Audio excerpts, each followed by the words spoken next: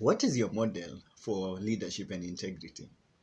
I am a believer in legacy. And in legacy, I compare it to the old African cooking place that has three stones. The first stone is integrity, that has to do with the leadership, which is our conversation today.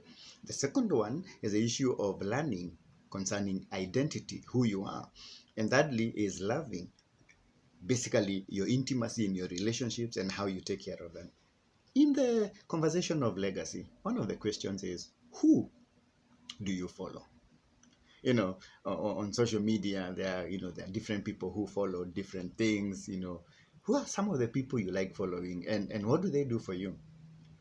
Growing up, had an interesting experience. I started experiencing leadership around 30 years ago. Come from a family where my dad was working from a different town, so every single week he'd be present during the weekend. So Monday through Friday, as a firstborn son, I was expected to be the leader. Expected, no matter how old I was, to like give direction and wisdom. And my interactions created a huge need. I needed to figure this animal called leadership.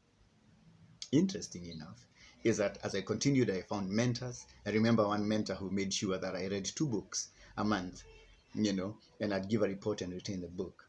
I served in an organization where we were expected to read a book a month. So for almost like 3 years, I was reading 3 books a month. And those mentors, those opportunities produced the idea. And one of the things I studied is which is the best leadership model. And guess what? I found it was not in a book, it was actually a person. So for me, it is Jesus Christ, proven 30 years. Question: who's your leadership model? Who do you follow and why? Who's your model for legacy, leadership, and integrity? Most people are very skeptical about Jesus, and they don't know how to uniformly, integrate their faith and their practice, where the things they value deep in their hearts don't seem to like find, practice or a display in how they lead in whatever they do. By the way, would you hire Jesus as a business consultant? Would you hire him based on, do you think he has expert advice? In fact, 3 areas. Would you hire Jesus based on his practical knowledge of how to lead? Would you hire him based on his, relevant experience in dealing with people and projects and all those things? Would you um, hire him based on sustainable success, as an organizational leader? In fact, Ken Blanchard, in his book, The Servant Leader, together with Phil Hodges, asked a couple of questions that I want to actually explore with you. In fact, this is what they say. Would you have similar challenges like he did, for example, in dealing with, and accomplishing a mission with imperfect people? The need to establish a clear sense of purpose and direction. Do you have the same challenge of recruiting and selection of people to carry on the work? Training and development and delegation issues, fierce competition and trials and just challenges there. Turnover, betrayal. Challenges of commitment and integrity, lack of understanding from friends and family, you know, temptations, for instant gratification, recognition and misuse for power, pain and suffering to still maintain the same goal and direction for the greatest good, where you pay the ultimate sacrifice. Do you think Jesus fits your leadership criteria? For competent, somebody who can consult with you. My personal belief is that every leader should be able to have a very clear model.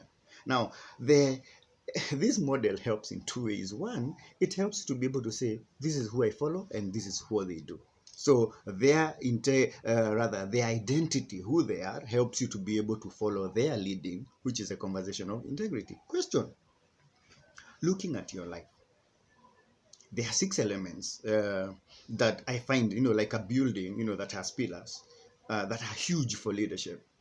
The first one is spirituality, which Jesus, my model, displayed very well, had a very good relationship with God.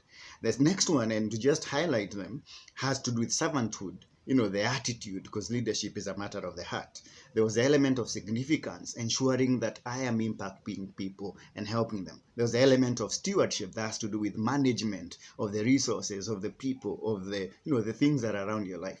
There was also the element of, specification, where he had a specific group of people and friends that he kept close to him. And finally, simplicity, just making it simple. He wasn't a complicated man. And he also has had strategy in how he did his things. There was, a clear direction. You could sense this is not just somebody who's beating the air. In leadership, the question is, who do you follow?